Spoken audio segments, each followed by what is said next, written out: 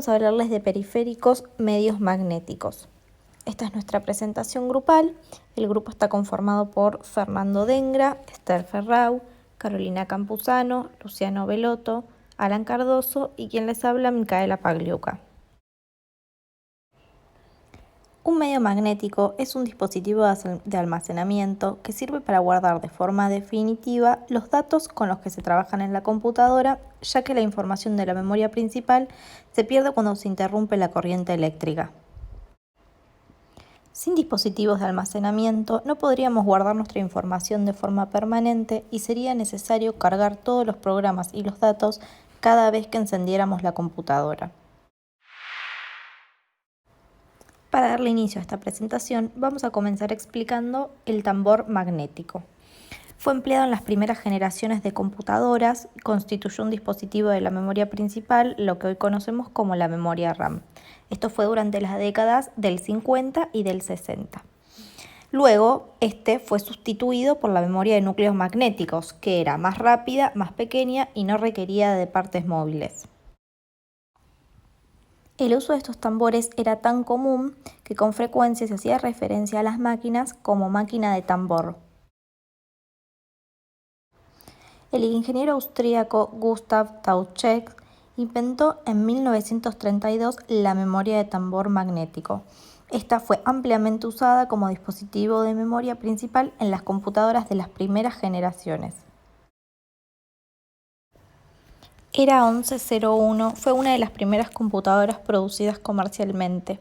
El primer cliente de la compañía fue la Marina de los Estados Unidos. Esta computadora almacenaba 1 millón de bits en su tambor magnético y fue uno de los primeros dispositivos de almacenamiento magnético. Muchos de los detalles arquitectónicos básicos del 1101 se usaron nuevamente en computadoras Remington Rand posteriores hasta la década del 60. En la década de los 50, en Estados Unidos, la Marina contrata a la ERA para crear una computadora que posea el programa almacenado. El resultado fue Atlas, completado en 1950. Utilizó memoria de tambor magnético que almacenaba información en el exterior de un cilindro giratorio recubierto con material ferromagnético y encerrado en círculos por cabezales de lectura o escritura en posiciones fijas. Fue la primera computadora comercial en utilizar memoria RAM, el UNIVAC 1103. Luego siguió el IBM 650. Su memoria estaba implementada mediante un tambor giratorio que era capaz de almacenar 2000 palabras, aunque el tambor ofrecía un acceso a memoria bastante lento, dado que había que esperar a que girase y la posición oportuna pasase por debajo del cabezal de lectura o escritura. Se optimizó el juego de instrucciones para que estuviese salteado por el tambor a intervalos que dependían del tiempo de ejecución de la instrucción anterior, de manera que no se perdiese tiempo en esperar un giro completo. A diferencia de los paquetes de discos, el tambor magnético físicamente no puede ser quitado. El tambor queda permanentemente en el equipo. Los tambores magnéticos son capaces de recoger datos a mayor velocidad que una cinta o una unidad de disco, pero no son capaces de almacenar más datos que aquellas. En cuanto a la estructura del tambor magnético, se trata de un plato de disco duro que tiene forma de tambor en lugar de tener forma de disco delgado.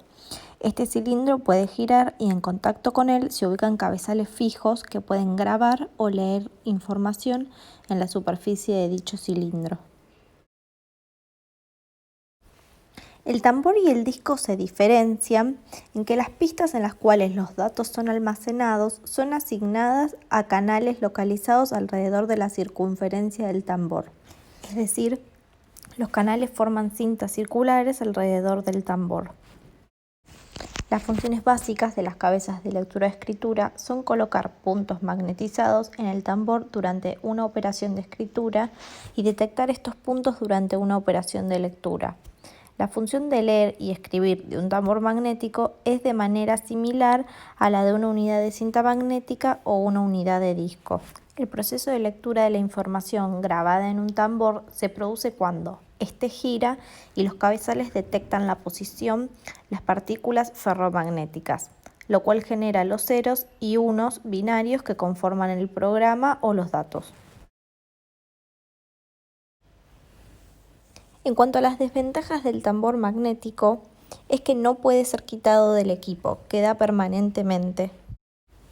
Además, los tambores magnéticos son capaces de recoger datos a mayores velocidades que una cinta o una unidad de disco, pero no son capaces de almacenar más datos que aquellas. Si hablamos de ventajas, es que las cabezas del tambor no tienen que moverse o buscar localizar la pista en la que leer o escribir. Esto tiene como consecuencia que el tiempo para leer o escribir un fragmento de información es menor de lo que sería en un disco. El controlador siempre espera que los datos aparezcan bajo la cabeza adecuada según el tambor rota. Otra ventaja es la velocidad y capacidad de almacenamiento, ya que algunos tambores de alta velocidad son capaces de transferir más de 1.000.000 de caracteres de datos por segundo.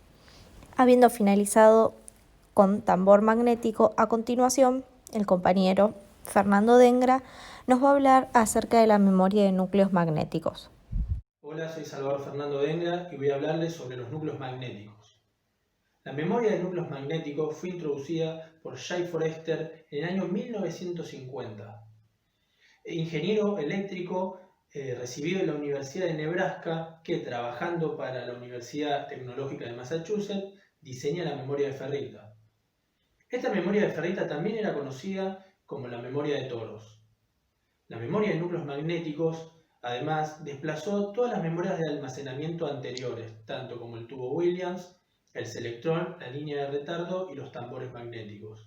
Esta memoria era más fiable, más ágil y tenía mucho menos costo. Además, ocupaba menos espacio y menos cantidad de energía eléctrica. Algunos de estos casos son el 704, la computadora que utilizó núcleos magnéticos, y la primera, que fue introducida por IBM en 1954. Fue en masa con hardware y basada en aritmética de coma flotante. Otro de los ejemplos es la 709, una computadora también introducida por IBM en el mercado en el año 1958.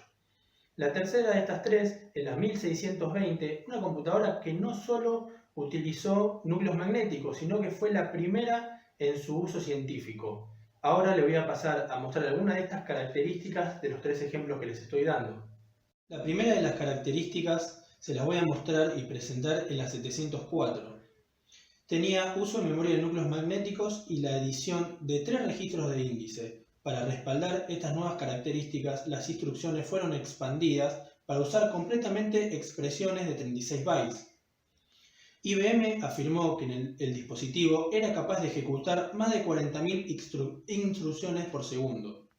IBM vendió 123 sistemas tipo 704 desde los años 1955 hasta 1960. Por otra parte, la IBM 709 agregaba entrada-salida superpuesta, direccionamiento indirecto y 3 instrucciones de conversión, las cuales proveían soporte de aritmética decimal, indicador de supresión de cero y muchas otras operaciones. El 709 tenía una memoria de 32.768 palabras de 36 bytes y podía ejecutar 42.000 instrucciones de suma o resta por segundo, o 5.000 multiplicaciones por segundo. Por último, la 1620 fue producida tan económica como IBM la pudo fabricar para mantener un precio de venta bajo. Una revista industrial, Damatation, mencionó que el 1620 era la primera computadora de IBM cuyo sistema básico podría ser arrendado por un importe mensual que era numéricamente más pequeño que su número de modelo. Las primeras 20.000 posiciones decimales de la memoria de núcleo magnético eran internas a la CPU, lo que redujo el espacio necesario para el sistema básico.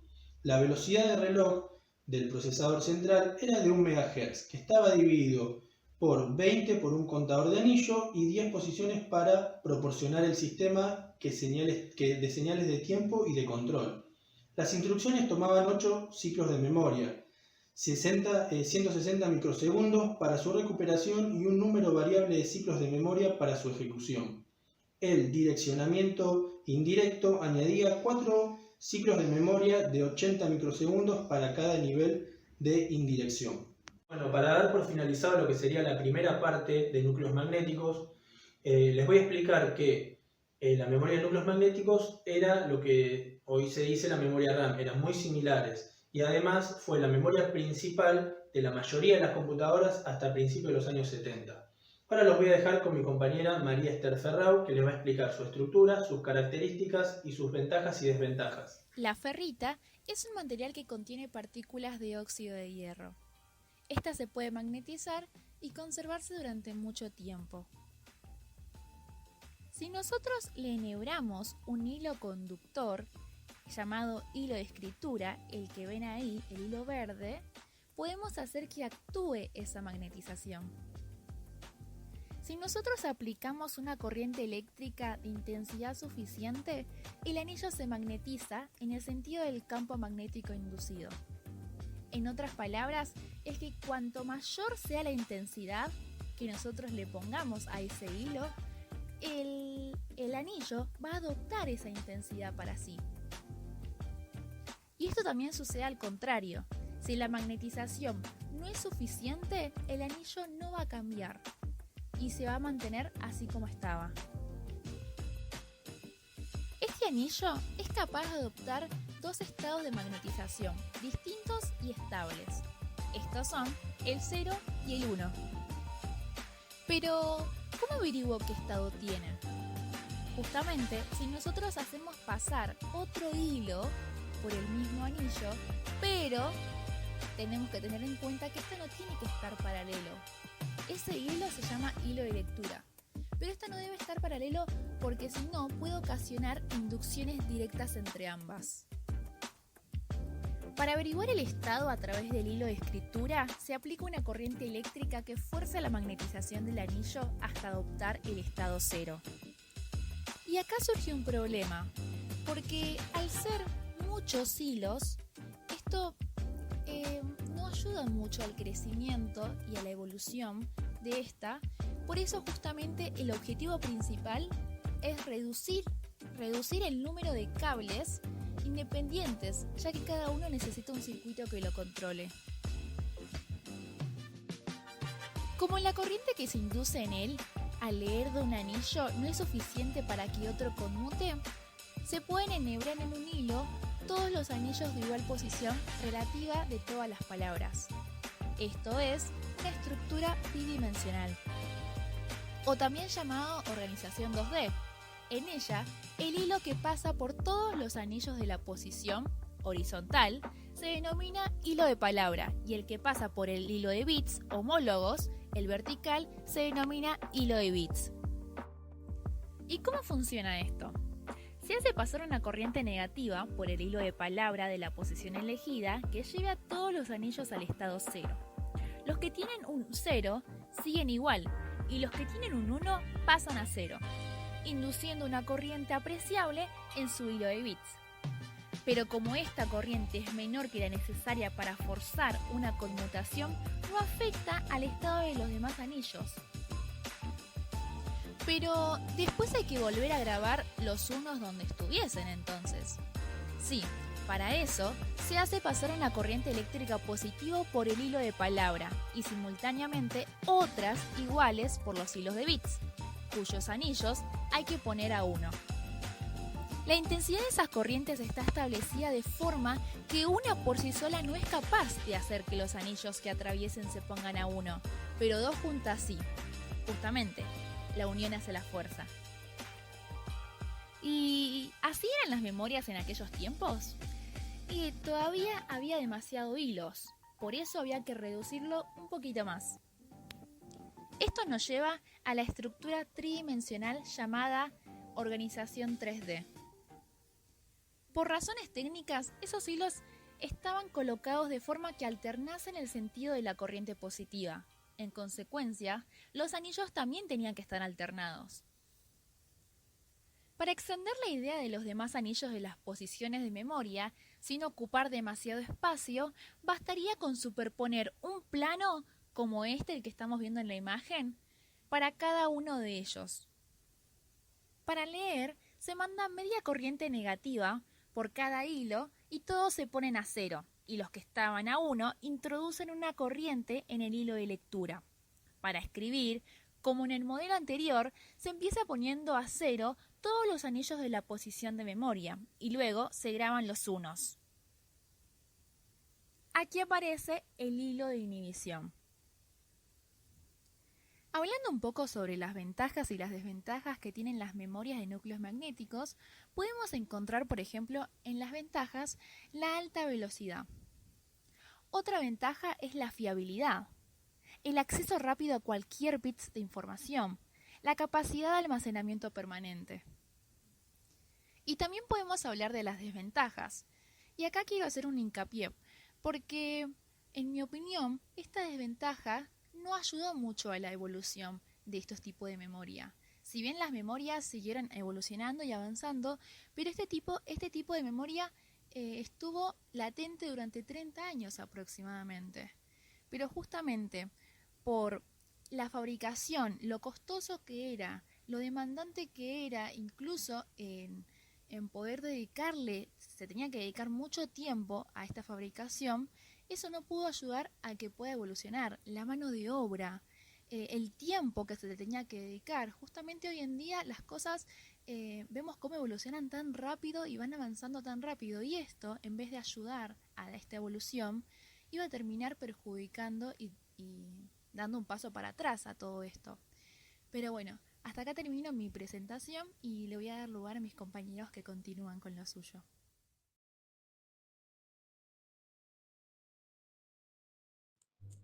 Funcionamiento. La cinta magnética es un tipo de medio o almacenamiento de datos que se graba en pistas sobre una banda plástica con material magnetizado, generalmente óxido de hierro o algún cromato.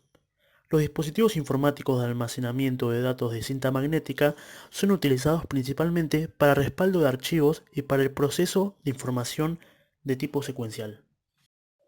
En 1949, EDVAC fue la primera computadora que empleó la cinta magnética como medio de almacenamiento de datos.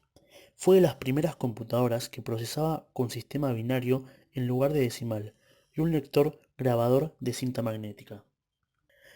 En 1951 se creó UNIVAC. Usaba cintas magnéticas, almacenaban datos de todo tipo y eran muy novedosas para la época. Era una computadora que procesaba los dígitos en serie. Podía hacer sumas de dos números de 10 dígitos cada uno, unas 100.000 por segundo. Funcionaba con un reloj interno con una frecuencia de 2.25 mA. Tenía memoria de mercurio. Estas memorias no permitían el acceso inmediato a los datos, pero tenían más fiabilidad que los tubos de rayos catódicos, que son los que se usaban normalmente. La entrada consistía en una cinta magnética con una velocidad de 12.800 caracteres por segundo. En 1975, IBM 5100 fue el primer computador portable de la historia. En una sola unidad se integraba el teclado, la pantalla, la unidad de cinta de 200 kilobytes, el procesador, varios cientos de kilobytes de memoria ROM, que contenía software de sistema y hasta 64 kilobytes de RAM según modelos. Tenía el tamaño de una pequeña maleta, pesaba cerca de 50 libras, 25 kilogramos, y podía ser transportado en una carcasa opcional de transporte, por ello el nombre de portable. El 5100 estaba disponible con APL o BASIC, o ambos lenguajes de programación, y en cintas magnéticas se proporcionaban más de 100 rutinas interactivas con aplicaciones matemáticas, estadísticas y análisis financieros. En 1978 se anunció el sucesor del IBM 5100, el 5110 Computing System. A diferencia del 5100, que se centró en dar soluciones a las necesidades de profesionales y científicos, el 5110 se presentó como un equipo plenamente funcional para prácticamente todos los negocios y la industria.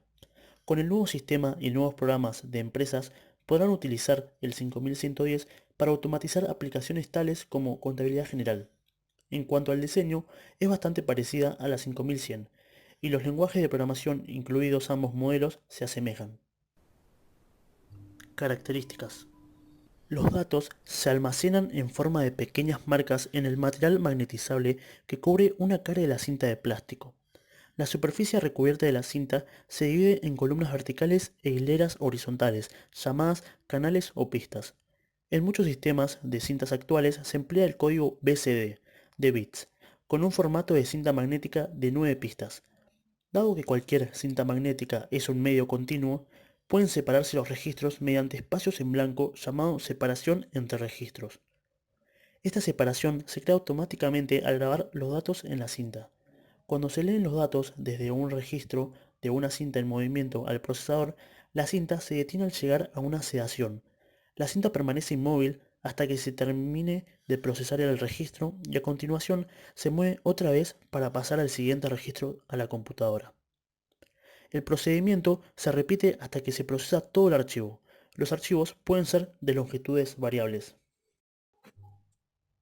Ventajas y desventajas. Ventajas. Alta densidad de datos.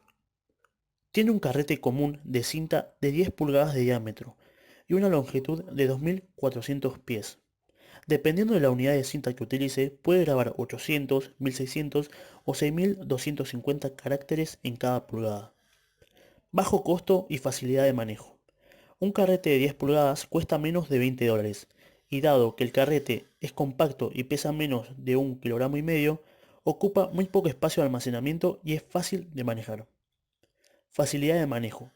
Otro punto importante es la facilidad con la cual pueden manejarse y movilizarse. Las cintas magnéticas de alrededor de 10 pulgadas pesan aproximadamente 1300 gramos y estas van aumentando su peso dependiendo del tamaño. Desventajas. Falta de acceso directo a los registros. La cinta es un medio de acceso secuencial que se utiliza para el procesamiento por lotes. Es necesario leer y procesar toda la cinta para actualizar todos los registros de un archivo organizados en forma secuencial. Delicadas ante el polvo y las partículas externas en general.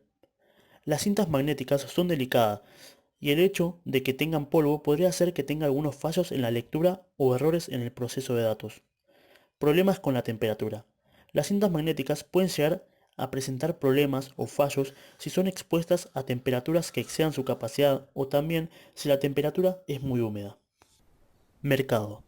Hewlett Packard, más conocido como HP, se fundó en 1939 por Bill Hewlett y David Packard.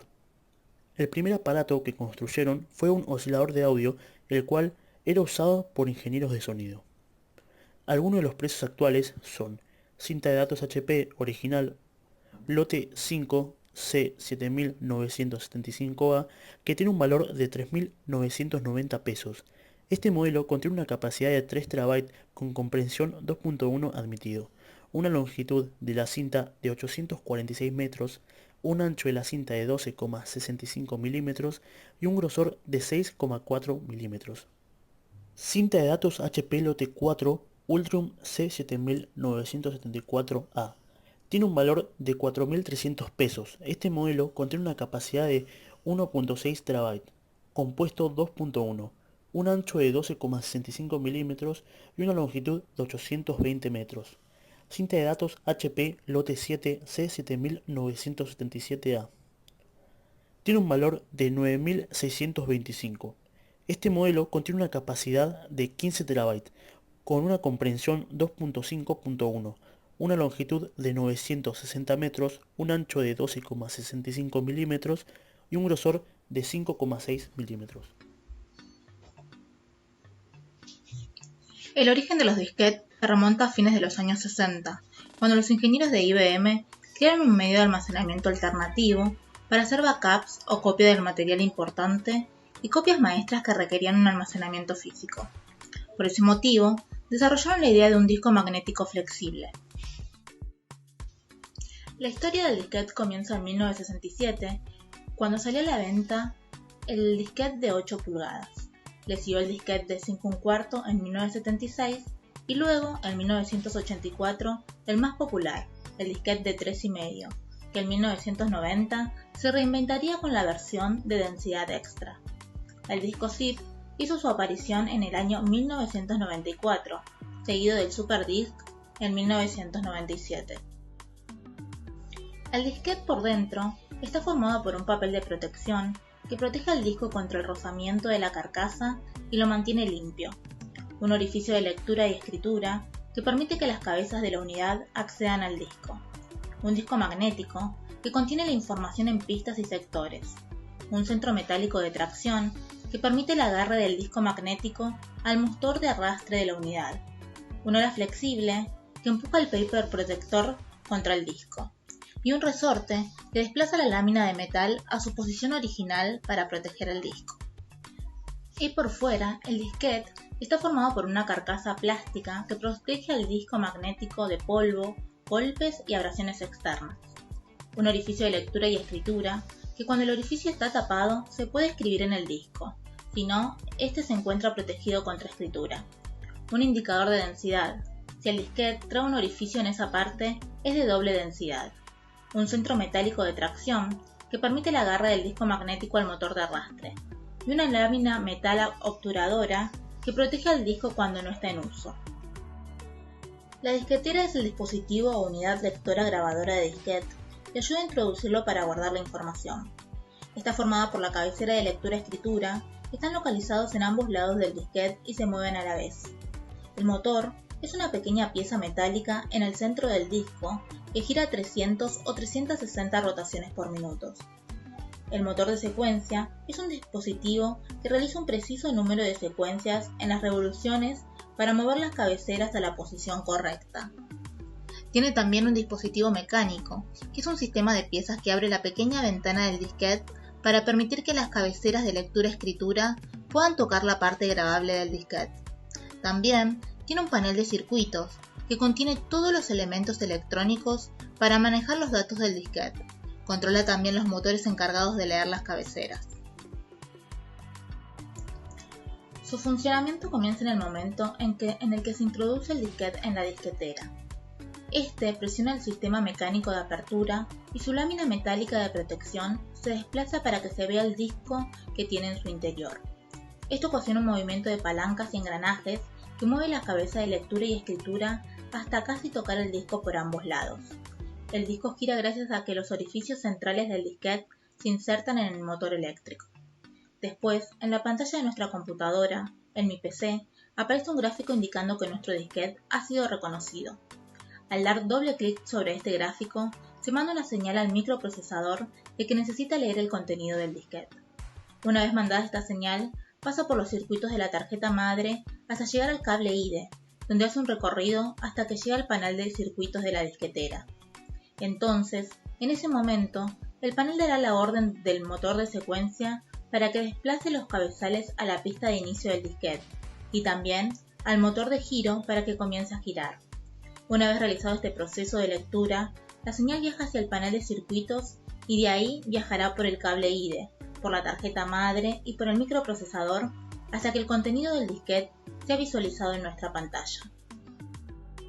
Los disquetes más populares son el disquete de 8 pulgadas que fue desarrollado por Alan Sugar.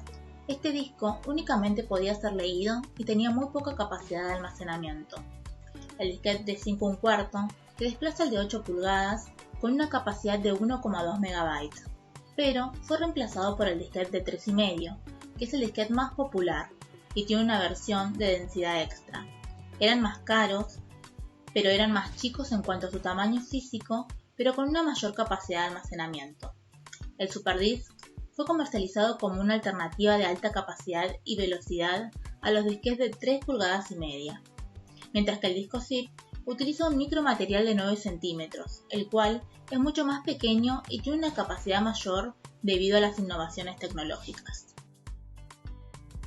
Una de las principales ventajas de los discos flexibles es que son relativamente pequeños y portátiles, lo que los hace útiles para transferir pequeños archivos, como documentos, de un ordenador a otro. La compatibilidad es otra ventaja, ya que a menudo son compatibles con equipos antiguos que no pueden aceptar a otros dispositivos de almacenamiento. También, los disquetes se pueden convertir en discos de arranque. En cuanto a las desventajas que presenta, es que suelen dañarse rápidamente, ya que hay un roce constante al utilizar un disquete, por eso se dañan y duran poco tiempo. La poca capacidad de almacenamiento y la lentitud comparada con los métodos actuales fue uno de los motivos que los llevaron al desuso. Actualmente el precio de los disquetes varía entre 78 y 350 pesos. Los fabricantes más reconocidos son Sony e IBM. En el año 2019, Estados Unidos dejó de utilizar los disquetes de 8 pulgadas para controlar su arsenal nuclear. Pero estos disquetes se siguen usando en algunos países para el procesamiento tributario, cajeros automáticos, terminales de facturación, entre otros. Muchos fabricantes de PC dejaron de incluir unidades de disquete en las computadoras hace muchos años, dándole paso a dispositivos más modernos. Hola, soy Alan Cardoso, de Grupo A, de Grupos de Medios Magnéticos, y les vengo a hablar sobre el disco duro. Primero, antes que nada, ¿qué es un disco duro? Un disco duro es un disco magnético en el que puedes almacenar datos del ordenador. Es la parte del ordenador que contiene información electrónica y donde se almacenan todos los programas, los software. Es uno de los componentes de hardware más importantes dentro de tu PC. ¿Cómo está constituido un disco duro? Normalmente, un disco duro consiste en varios discos o platos. Cada disco requiere 2 cabezales de lectura y grabación, uno para cada lado. Están unidos a un solo brazo de acceso, de modo que no puedan moverse independientemente. Y cada disco tiene un mismo número de pistas, y de la parte de la pista se corta a través de todos los lados, y ese lado se llama cilindro. Estructura lógica de un disco duro. La estructura lógica de un disco duro está formada por sector de arranque, que es el primer sector de un disco duro en el que se almacena la tabla de particiones, y un programa pequeño llamado Master Boot. Espacio particionado, que es el espacio de disco que ha sido asignado a alguna partición, y el espacio sin particionar, que es el espacio de disco que no ha sido asignado a ninguna partición. Características de desempeño. El disco duro, la característica de desempeño que tiene son la capacidad de almacenamiento, que se refiere a la cantidad de información que se puede almacenar o grabar en un disco duro. La velocidad de rotación es la velocidad a la que giran los platos del disco, cuya regla es a mayor velocidad de rotación. Mayor será la transferencia de datos. El tiempo de acceso, que es el tiempo que necesita y que tarda la cabeza del disco en acceder a los datos. El tiempo de búsqueda, que es el intervalo de tiempo en el que toma la cabeza de lectura-escritura, moverse de su posición actual hasta la pista donde está localizada la información deseada. Después está la latencia, que es cada pista de un disco duro que contiene múltiples sectores, que una vez que la cabeza de lectura encuentra la pista correcta, permanece en el lugar inactiva, hasta que el sector pasa por debajo de ellas. Funcionamiento. El funcionamiento de un disco duro se da de la siguiente manera. Primero, cada superficie magnética de los discos tiene asignado uno de los cabezales de lectura y escritura de la unidad. Como se sabe, según la geometría del disco hay un cabezal de lectura y escritura para cada cara de plato. El conjunto de cabezales se puede desplazar linealmente desde el exterior hasta el interior de la pila de platos o discos mediante un brazo mecánico que los transporta. Para que los cabezales tengan acceso a la totalidad de los datos, es necesario que la pila de platos gire. Este giro se va a realizar en una velocidad constante y no va a parar mientras esté encendido el ordenador. La historia. El comienzo de los discos duros se da en 1956, cuando IBM presentó su computadora llamada RAMAC. Estaba contenida en un gabinete como el tamaño de un refrigerador, y el motor que lo hacía funcionar era similar a de una pequeña mezcladora de cemento. Cada disco tenía 60 centímetros de diámetro y giraba 12 RPM, revoluciones por minuto. La lectura y escritura se realizaba con un par de cabezas que se desplazaban verticalmente de un disco a otro, con un control neumático. El disco completo tenía una capacidad de 5 megabytes, o sea, sería 5 millones de bytes. Y este sistema costaba alrededor de $10.000 por megabyte. Cronología. Después de la presentación de RAMAC, años después se presentó la IBM 1301, que fue la primera unidad en utilizar cabezas diseñadas aerodinámicamente que podían volar, por así decirlo, sobre la superficie de un disco duro, en una fina capa de aire, mejorando el tiempo de acceso a 180 milisegundos. Costaba $180,000, o se podía alquilarlo por $2,000 al mes. Después, año más tarde, se presentó la IBM 1311, que fue pionera de muchos avances del disco duro e innovaciones también, siendo el primer disco extraíble hasta la época. Introducido en 1962, era capaz de almacenar hasta 2600 megabytes de datos en los 6 discos de 14 pulgadas. Después, el IBM 1340 llegó con una base de almacenamiento de acceso directo, también conocido como Winchester. Esta PC, creada en marzo de 1973, introdujo varias innovaciones en la época, como el diseño que muestra una cabeza más pequeña y más ligera de lectura, que se consigue una densidad de pista de 300 pistas por pulgada y un tiempo de acceso de 25. Luego, como IBM continuó desarrollando dispositivos de almacenamiento, llegó la Seagate ST506, de tamaño de un refrigerador, creaba las máquinas IBM. Pero Seagate apareció en escena disminuyendo los dispositivos para que cupieran dentro de una PC.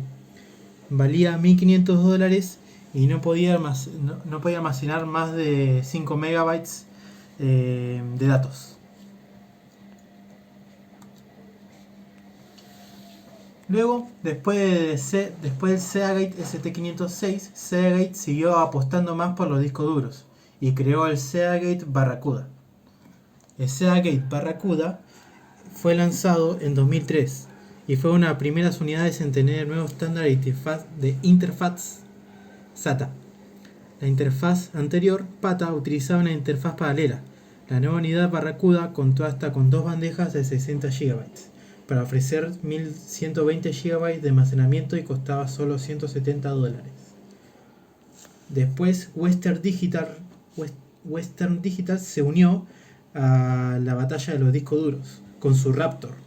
Desarrolló originalmente la Raptor en el año 2003, que este disco duro sirvió para los servidores de empresas y para los entusiastas de la PC.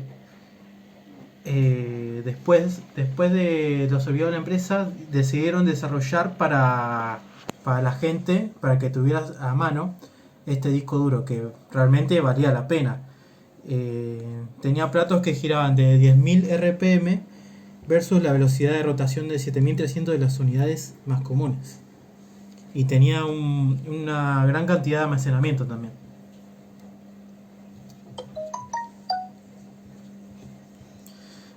Clasificación del disco duro según su tecnología interna. Sabemos que el disco duro magnético y las unidades de disco duro se conocen también como discos rígidos. Utilizan uno o más discos giratorios y almacenan datos magnéticamente. Clasificación según su localización. Los discos duros internos se encuentran físicamente dentro del ordenador. Están conectados directamente a la tarjeta madre del equipo, según su tipo de interfaz. IDE es conocido como ATA, paralelo a PATA. Un ATA paralelo tiene un conector de 40 pines, jumper y un pin de 4 patas para la energía. Después sigue la SATA. Los discos duros SATA tienen físicamente la misma forma y tamaño que los discos IDE. Se diferencian en el tipo de conectores que utilizan. Y por último, la PCIe. La interfaz PCIe permite conectar el disco duro de la misma manera que se podría conectar otro disco duro anterior a una tarjeta interna. Las ventajas que tienen los discos duros. Primero, primordialmente el precio. La eficiencia y la productividad a la hora de fabricar los discos duros son mucho más económicos por lo que pueden llegar a ofrecer muchos datos de información. La capacidad de almacenamiento de datos. A día de hoy no podemos encontrar discos duros de hasta 10 terabytes, cosa que en las épocas anteriores era imposible. Probabilidades de recuperación de datos. Permite que si nuestro sistema operativo no carga o se desconfigura, podemos acceder a la información contenida y que no se pierda inmediatamente, porque las probabilidades de recuperación de datos son mucho mayores. Ahora pasemos a las limitaciones. Las limitaciones que puede tener un disco duro son la velocidad y el rendimiento.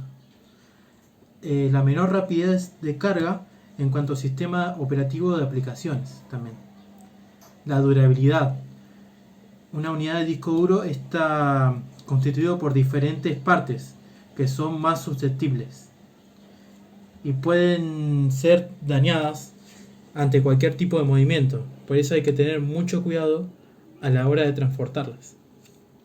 Después la fragmentación. La superficie de los discos duros trabajan mejor con archivos más grandes grabados en los bloques sólidos. Y por último, el ruido. Cualquier disco duro te va a hacer un mínimo ruido. No hay ningún disco duro que exista que no haga ruido alguno.